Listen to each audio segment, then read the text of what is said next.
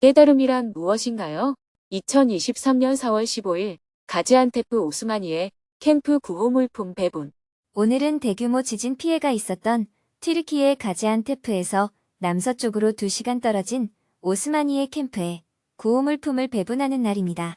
새벽 4시 30분에 공항으로 이동해 7시 35분 비행기를 타고 9시가 다 되어 가지안테프에 도착했습니다. 가지안테프 공항에는 JTS와 함께 구호 물품을 배분하고 있는 튀르키예 단체 샤팍의 활동가 와압 님이 마중 나와 있었습니다. 반갑게 인사를 나눈 후 숙소에 짐을 풀고 바로 샤팍 단체의 대표와 함께 오스마니에 캠프로 이동했습니다. 차 안에서 샤팍 대표와 대화를 나누었습니다. 보통 후원자들은 물품과 비용만 지원하는데 이렇게 직접 와주셔서 정말 고맙습니다. 스님의 방문 덕분에 이 일을 극복할 수 있겠다는 의지가 생겼습니다. 언론에서 지진 피해 소식을 보고 많이 안타까웠습니다.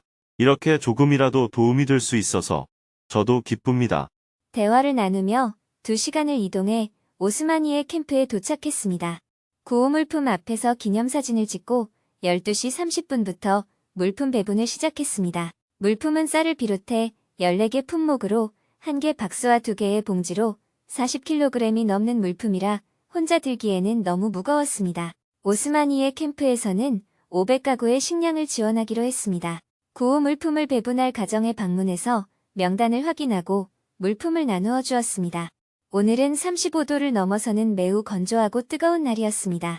이 더운 날씨에도 무슬림을 믿는 튀르키예 활동가들은 라마단 기도 기간이라 물도 마시지 않고 물품을 나누어 주었습니다. 라마단 기간에는 새벽 4시에 아침 식사를 하고 저녁까지 물도 마시지 않는다고 합니다. 날이 더워 활동가들이 갈수록 지쳐갔습니다. 지쳐 보이는 활동가들에게 스님이 말했습니다. 저는 물을 마셔도 되니까 제가 다 할게요. 그럼 물 좀 드시고 하세요. 괜찮아요. 제가 물을 마시면 다들 마시고 싶잖아요. 스님도 물을 마시지 않고 계속 배분 작업을 했습니다. 지진 피해자들은 한국 사람을 알아보고는 감사합니다 하고 인사를 건넸습니다. 물품 배분을 시작한 지 3시간 후 현장에 오스마니에주 주지사가 방문했습니다. 주지사와 잠시 대화를 나누었습니다. 튀르키예도 어렵지만 시리아 지역은 정부 지원도 없어서 더욱 어렵다고 해서 JTS에서는 앞으로 시리아 지역에도 지원을 하려고 합니다. 주지사님께서도 많이 도와주십시오. 물론입니다. 감사합니다. 주지사와 대화를 마치고 활동가들과 함께 30분간 더 배분 작업을 했습니다. 4시 30분에 하던 일을 마치고 차를 타고 1시간 30분을 달려 숙소로 돌아왔습니다. 저녁 7시에는 현지 활동가들과 라마단식으로 저녁 식사를 함께 했습니다. 라마단 기간이면 저녁에도 기도를 하는 시간이 있습니까? 네, 8시 30분부터 기도 시간입니다. 30분밖에 안 남았네요. 기도 시간은 맞춰야지요. 스님은 기도 시간을 고려해 서둘러 식사를 마치고 숙소로 돌아왔습니다. 내일은 시리아 국경에 있는 와탄 캠프로 가서 구호 물품을 배분할 예정입니다. 오늘은 법문이 없었기 때문에 지난달의 수연사 초청, 법회 때 있었던 증문즉서를 소개하며 글을 마칩니다. 깨달음이란 무엇인가요? 저는 불교에 대해 아직 잘 모르는 대학생입니다. 불교에서 강조하는 것이 깨달음인데요. 정확히 무엇을 깨달아야 하는지, 깨달으려면 무엇을 어떻게 해야 하나요? 왜 깨닫고 싶은데요? 궁금해서요. 깨달아야 한다는 말을 듣고 그 말에 걸려들어서 무엇을 깨달아야 하지? 이렇게 생각한다면 남의 말에 현혹된 거예요. 그렇게 보실 수도 있는데 제 성격이 궁금한 것을 못 참는 성격이어서요. 그냥 깨달음이 무엇인지 궁금증이 생겼습니다.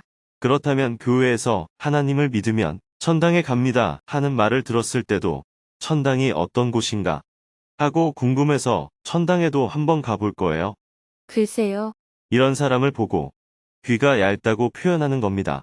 질문자는 이 사람이 말하면 여기에 끌려가고 저 사람이 말하면 저기에 끌려가는 사람이에요. 별로 좋은 태도는 아니에요. 어떤 사람이 깨달으면 어떻다 이렇게 얘기하면 그 사람이야 뭐라고 그러든 그것은 그 사람의 얘기입니다. 그 말이 나하고 무슨 상관이에요? 그것은 그냥 길 가는 사람의 얘기일 뿐이에요. 나한테 정말 필요해서 물어보고 안 후에 직접 해봐야 딱 내 것이 됩니다. 여러분 중에 이런 분들이 있어요. 어떤 스님이 지나가다가 자신의 자녀를 보고 아이고, 이 아이는 단명합니다. 단명을 막으려면 부적을 사야 합니다. 하고 말하는 소리를 듣고 놀라서 저한테 찾아와서 그 스님 말이 맞습니까? 안 맞습니까? 이렇게 묻습니다. 그것은 그 스님한테 물어봐야지. 왜 저한테 물어요? 그걸 저한테 묻는 사람의 마음을 분석해보면 이렇습니다. 첫째, 길 가던 사람의 말에 끄달린 거예요. 둘째, 그 스님의 말이 믿어지면 부적을 사면 되잖아요. 부적을 사지 않고 저한테 물어보는 이유는 값이 너무 비싼 거예요. 100원만 내면 된다고 했으면 저한테 물어보러 안 왔겠죠. 돈을 어떻게 좀 적게 드리고 문제를 해결할 수 없을까? 이런 생각을 하는 겁니다. 이런 욕심에서 고뇌가 생기는 것이지. 그 스님에게 문제가 있는 건 아니에요. 우리가 일상에서도 수도 없이 보잖아요. 이 사람은 이렇게 주장하고 저 사람은 저렇게 주장하고 이 사람은 이런 물건을 갖다 놓고 사라고 하고 저 사람은 저런 물건을 갖다 놓고 사라고 합니다. 나는 그 중에서 내가 필요한 걸 선택하면 됩니다. 일일이 따라다니면서 진짜인지 가짜인지 확인할 수가 없습니다. 깨달음이 무엇인지를 말하기 전에 일단 그걸 먼저 지적하고 싶어요. 깨달음이 무엇인지에 대해 얘기를 하는 순간 깨달음과는 거리가 먼 깨달음에 대한 지식을 얘기하게 됩니다. 오히려 저에게는 이런 고뇌가 있습니다. 이렇게 얘기하는 것이 질문자의 인생에 도움이 되지. 깨달음이 무엇인지 아는 게 뭐가 중요해요? 지식에 불과한 것을 안다고 해서 인생 문제가 풀리는 것이 아닙니다. 그렇다면 왜 사람들이 깨닫는다 하는 말을 썼을까요?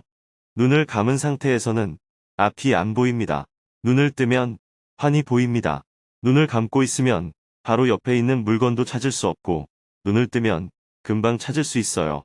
깜깜하면 눈을 떠도 못 찾고 불을 탁 켜고 보면 물건이 어디 있는지 금방 알 수 있습니다.